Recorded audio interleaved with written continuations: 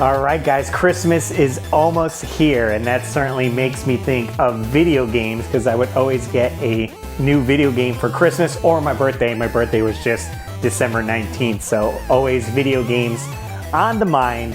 I think I got a good one that we should be checking out for the rental store. Now, if you guys are new here, the concept of this show is called Convinced. Going to the rental store back in the day, we didn't have much to go on, so we would look at these box arts, check out the cover, flip it over, read it, and see if we would be convinced to bring this home for the weekend as a rental title. And again, I always love getting video games for the weekend. You know, winter break's coming up essentially for a lot of the kids, and thinking back in the day, getting a Christmas movie and a video game for the weekend would have been awesome. So what better game to check out than Home Alone on the Nintendo Entertainment System? All right, run that intro.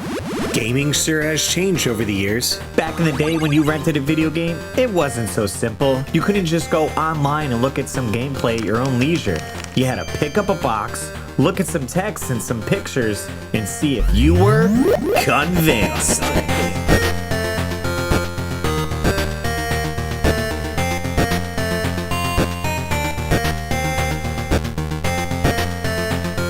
So here we are with all my NES games. I actually don't own a copy of Home Alone, but I got a way to check out the box art. It's gonna be a lot of games that I don't have, so we came up with this. I have the box art right here on the iPad, and we can check out what it looks like. And first impressions, it has that classic scene with Macaulay Culkin putting the aftershave on and doing the ah! So that would certainly catch my eye on the shelf, you know, enjoying the movie, it being a Christmas movie, a great comedy, and being a kid myself, seeing this on the shelf, you're like, oh man, I remember Home Alone. And it's great how they have them in the window kind of looking in with Marv and Harry. It's got the flashlight, you kind of see some Christmas lights and a little bit of snow, so it adds to that Christmas feel for sure. So it's like, hey, I seen the movie, you know what, I love me some Nintendo, maybe I'll check out this game.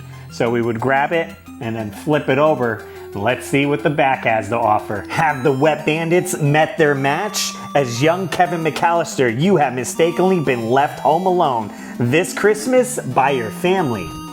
The big problem here is that a couple bumbling burglars have set their sights on the McCallister belongings as their ultimate heist. You're the only thing that stands in their way, and they're not about to negotiate. Scramble through the house, basements, and tree fort while setting incredible traps for the unwanted intruders. Bounce chandeliers and irons off their noggins in an attempt to gain valuable time for yourself as the police race to your rescue. Can you keep out Marv and Harry's clutches and protect your family's treasures? Find out in this hilarious adaptation of the classic comedy hit of the year. And then it has 3 little points here. I like how they use the house silhouette instead of a little dot on there, but it says, secret hiding places allow you to evade their grasp. Keep the villains on their toes with spiders, micro toys, and more. A detailed map keeps track of your arsenal of tricks and traps. So those are the bullet points there, and then they show you 3 screenshots right here of the gameplay. You can see the first one here.